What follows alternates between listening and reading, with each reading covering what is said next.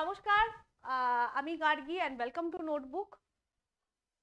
সুপ্রভাত সকলকে, very very good morning to all. আজকে আমরা এসে গেছি পার্টিকুলারলি 7, 8 এবং 9 এপ্রিল 2024-এর কারেন্ট অ্যাফেয়ার্স নিয়ে আলোচনা করতে। তো ওয়েলকাম টু অল, আবারও সকলকে সুপ্রভাত বলছি এবং তোমরা একটু জয়েন করে যাও যারা যারা ক্লাসটা লাইভ করতে চাইছো। যদিও এটা তোমাদের কাছে লাইভ প্রিমিয়ার হচ্ছে, বাট এটা কিন্তু একটি রেকর্ডেড ক্লাস যেটা তোমাদের সামনে প্রিমিয়ার হচ্ছে, সেই কারণে তোমাদের লাইভ কমেন্ট আমি নিতে পারবো না এবং কমেন্টের উত্তর তো অবশ্যই দিতে পারবো না। অবশ্যই তোমরা কোয়েশ্চেন করো, আমি পরবর্তী সময় তোমাদের প্রশ্নের উত্তরগুলো দিয়ে দেবো, ঠিক আছে?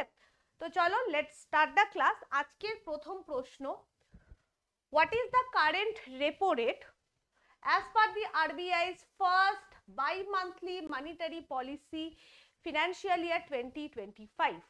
ঠিক আছে, তাহলে ফিনান্সিয়াল ইয়ার 25-এর প্রথম আরবিআই প্রথম by monthly monetary policy publish হয়েছে এবং সেই অনুযায়ী রেপো রেট কত সেটাই জিজ্ঞেস করা হচ্ছে। ফিনান্সিয়াল ইয়ার 25-এর আরবিআই প্রথম দ্বিমাসিক মুদ্রানীতি অনুযায়ী বর্তমানে রেপো রেট কত, এবং আমাদের উত্তর হচ্ছে 6.5%। এবং এর সাথে টানা সপ্তমবার কিন্তু আরবিআই রেপো রেটকে আনচেঞ্জড রাখলো, মানে 6.5%-এই রাখলো, এবং এটা টানা 7বার, মানে টানা 7বার কিন্তু রেপো রেট চেঞ্জ হয়নি, এবং এর প্রধান কারণ হচ্ছে ইনফ্লেশনকে কমানোর জন্যই এটা করা হচ্ছে। ঠিক আছে, যদি বর্তমানে দাঁড়িয়ে আমরা পলিসি রেটস গুলো একটু দেখে নিই, তাহলে রেপো রেট আছে 6.5%, রিভার্স রেপো রেট আছে 3.35%, স্ট্যান্ডিং ডিপোজিট ফ্যাসিলিটি যেটাকে আমরা এসডিএফ বলি সেটা আছে 6.25%, মার্জিনাল স্ট্যান্ডিং ফ্যাসিলিটি এমএসএফ এটা আছে 6.75%, ব্যাংক রেট আছে 6.75%, ক্যাশ রিজার্ভ রেশিও বা সিআরআর আছে 4.50% এবং স্ট্যাটিউটারি লিকুইডিটি রেশিও বা এসএলআর আছে তোমার 18%। এই ডেটাগুলো একটু ভালো করে রেখে রেখো, বিশেষ করে তোমরা যারা ব্যাংকিং পরীক্ষার জন্য প্রিপারেশন নিচ্ছ তাদের ক্ষেত্রে কিন্তু এই ডেটাগুলো খুব কাজে লাগবে। ঠিক আছে, চলো নেক্সট প্রশ্নে চলে যাচ্ছি আমরা।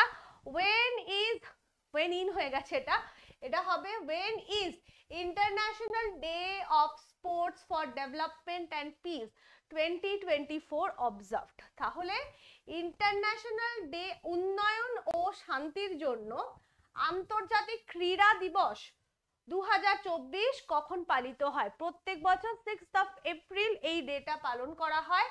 ইউনাইটেড নেশনের তরফ থেকে এই দিনটা পালন করা হয় এবং এর প্রধান উদ্দেশ্য to recognize the positive roles of sport and physical activity in global communities and the lives of people worldwide।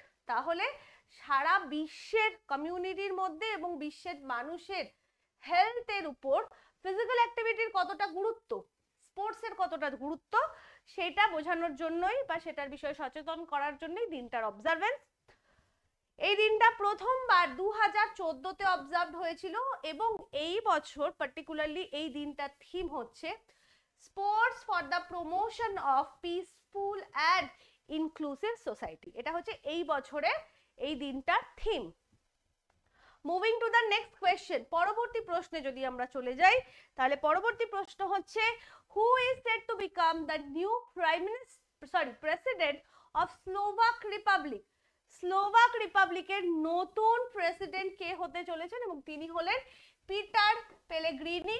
ঠিক আছে, পিটার পেলেগ্রিনি, ইনি অলরেডি স্লোভাক রিপাবলিকের কিন্তু প্রধানমন্ত্রীর দায়িত্বভার পালন করেছেন, কিন্তু এবারে কিন্তু 2024-এর ইলেকশন জিতে উনি প্রেসিডেন্টের দায়িত্বভার গ্রহণ করতে চলেছেন। স্লোভাকিয়া সেন্ট্রাল ইউরোপে একটি ল্যান্ডলক কান্ট্রি, ক্যাপিটাল এবং লার্জেস্ট সিটি হচ্ছে ব্রাটিসলাভা, গভর্নমেন্ট হচ্ছে unitary parliamentary Republic, legislature national council, president হচ্ছেন পিটার পেলেগ্রিনি যেটা অলরেডি আমরা আলোচনা দেখলাম, এটাই আমাদের প্রশ্ন ছিল আজকে। তারপরে হচ্ছে প্রধানমন্ত্রী এই মুহূর্তে আছে রবার্ট ফিকো এবং কারেন্সি হচ্ছে ইউরো। স্লোভাকিয়ার অবস্থান যদি আমরা দেখি, this is the map of Europe. এইখানটাতে দেখো স্লোভাকিয়া অলরেডি লাল দিয়ে হাইলাইট করা আছে, একেবারে সেন্ট্রাল ইউরোপে অবস্থিত একটি দেশ। ঠিক আছে, চলো নেক্সট প্রশ্নে চলে যাচ্ছি। Who becomes the first women to represent India as jury member in Paris Olympic 2024? দেখো এইবারে দাঁড়িয়ে, এই মুহূর্তে দাঁড়িয়ে Paris Olympic is a very important question. তো 2024-এর প্যারিস অলিম্পিকের প্রথম মহিলা জুরি মেম্বার হিসেবে কোন ভারতীয় রিপ্রেজেন্ট করতে চলেছে? তো প্যারিস অলিম্পিক 2024-এ জুরি সদস্য হিসেবে ভারতের প্রতিনিধিত্বকারী প্রথম মহিলা কে হবেন? এবং তিনি হচ্ছেন Bilkis Mir, water sports promoter একজন ইনি, এবং as well as athlete Jammu Kashmir থেকে। এটা ভীষণ ইম্পর্টেন্ট, কারণ সাধারণত আমরা জম্মু কাশ্মীর থেকে সেই রকম কোনো স্পোর্টস পার্সন দেখি না। তো ইনি কিন্তু জম্মু কাশ্মীর থেকে, এবং she is the first woman from India to serve as jury member at the 2024 Paris Olympic। ঠিক আছে, যেটা কিনা 26শে জুলাই থেকে 11ই আগস্টের মধ্যে অনুষ্ঠিত হতে চলেছে। চলো next, when is world health day 2024 observe? ভীষণ ইম্পর্টেন্ট প্রশ্ন। এই দিনটা কেন দিনটা পালন হয়, এই দিনটার theme, all are very very important. কারণ আমরা জানি যে ওয়ার্ল্ড হেলথ ডে সেই দিনটাতে অবজার্ভ করা হয় যে দিনটাতে ওয়ার্ল্ড হেলথ অর্গানাইজেশনের এস্টাবলিশড মানে তৈরি হয়েছিল প্রথম। তো বিশ্ব স্বাস্থ্য দিবস 2024 এই দিনটা প্রত্যেক বছর 7th এপ্রিল বা পালন করা হয়। United Nation Day is a global health awareness day, সারা বিশ্বে হেলথের বিষয়ে সচেতনতা বাড়ানোর জন্যই দিনটার অবজারভেন্স অ্যানুয়ালি অবজার্ভ করা হয়। এবং প্রধান উদ্দেশ্য কি, এই দিনটা 7ই এপ্রিল বেছে নেওয়া হয়েছে কারণ 1948 সালে এই দিনেই ওয়ার্ল্ড হেলথ অর্গানাইজেশনের গঠন, এবং এই বছর আমরা 76th anniversary of world health organisation observe করছি। 2024 সালের এই দিনটার থিম হচ্ছে মাই হেলথ মাই রাইট। এটা হচ্ছে এই বছর ওয়ার্ল্ড হেলথের থিম, এবং অবশ্যই this is a very important question, মনে রাখতে হবে। ওয়ার্ল্ড হেলথ অর্গানাইজেশন তোমরা জানো, আমার আলাদা করে বলার দরকার নেই, স্পেশালাইজড এজেন্সি ইউনাইটেড নেশনের, যার প্রধান উদ্দেশ্য পাবলিক হেলথকে দেখা, সারা বিশ্বময় পাবলিক হেলথকে দেখা। 7ই এপ্রিল 1948-এর গঠন, হেডকোয়ার্টার সুইজারল্যান্ডের জেনেভাতে। This is a very important প্রশ্ন। হেড ডাইরেক্টর জেনারেল এখন অবধি আছেন Tedros Adhanom. Parent organization United Nation Economic and Social Council. Last প্রশ্ন আজকে, as per recent data India's UPI transaction increased by what percentage? Recent data অনুযায়ী যদি আমরা দেখি তাহলে ভারতের ইউপিআই ট্রানজাকশন কত পার্সেন্ট বেড়েছে। এবং আমরা যদি এখন দেখতে যাই চায়ের দোকানে, সবজির দোকানে, সেখানেও কিন্তু যখন আমরা টাকা দিতে যাই, ধরো কিনলে তুমি 80 টাকার সবজি, দিচ্ছ 200 টাকা বা 500 টাকার নোট, তখন কিন্তু সবজিওয়ালা দাদা কিন্তু ক্লিয়ারলি বলে যে ম্যাডাম ইউপিআই করে দিন, তাই তো? এই চেঞ্জটা আমরা লাস্ট 1-2 বছরে কিন্তু ব্যাপক হারে দেখেছি, এবং সেই কারণেই ইউপিআই ট্রানজাকশন কিন্তু বেড়েছে 56%। ভারতের ইউপিআই ট্রানজাকশন সিগনিফিকেন্টলি ইনক্রিজ হয়েছে 56% 2023-এর জুলাই এবং ডিসেম্বরের মধ্যে। এবং এটা রিসেন্টলি সেন্ট্রাল গভর্নমেন্টের রিপোর্ট অনুযায়ী কিন্তু এই ডেটাটা পাওয়া গেছে। যদি আমরা দেখি যে ভলিউম অফ ট্রানজাকশন যদি আমরা 2022-23-এ দেখি তাহলে অলমোস্ট